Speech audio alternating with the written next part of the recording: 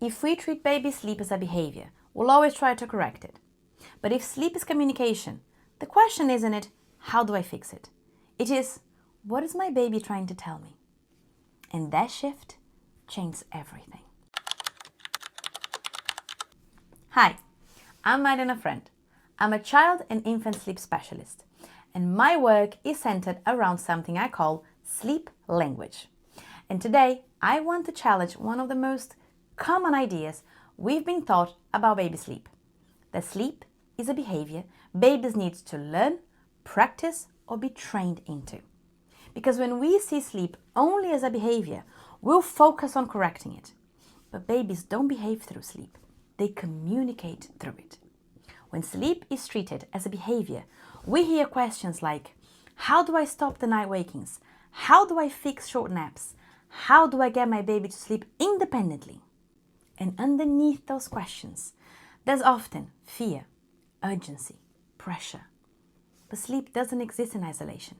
Sleep reflects what's happening inside the body and the nervous system. It reflects regulation, safety, rhythm, development.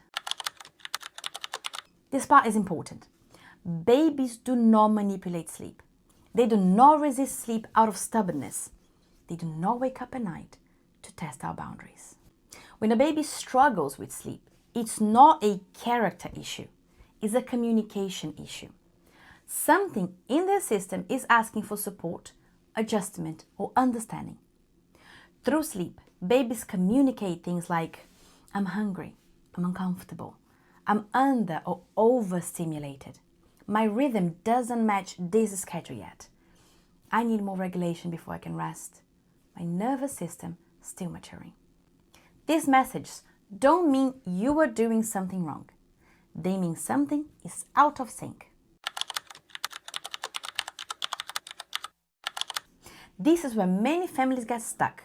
When we change sleep without understanding the message, we often see temporary improvements, followed by more resistance, more crying, more confusion, because the underlying need was never addressed.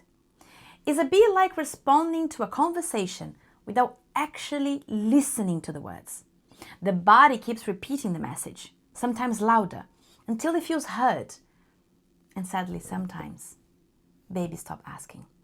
Not because their needs were met, but because they learned their signals weren't going to be responded to. The silence is often mistaken for progress, but in reality, is a form of adaptation. And adaptation is not the same as regulation. This is the heart of my work. Before we intervene, we interpret. Before we change schedules, routines, or sleep associations, we ask, what is the sleep pattern reflecting? What this baby needs right now? What is developmentally appropriate for this stage? When parents learn to read sleep language, something shifts. Sleep stops feeling like a battle. Parents feel less anxious, babies feel more understood. And from that place, changes become possible, sustainable, and sleeps find peace. If there's one thing I want you to take from this video is this. You don't need to fix your baby. You don't need to control sleep. And you don't need to rush. You need to listen. Because sleep's not a behavior, it's communication. And when we understand the message, we can respond with clarity, respect, and confidence. If this perspective resonates with you, you are in the right place. On this channel, I will help you understand your baby's sleep language so you can make decisions that feel informed, calm, and respectful. You can subscribe if you would like to continue this conversation, and I'll see you in the next video.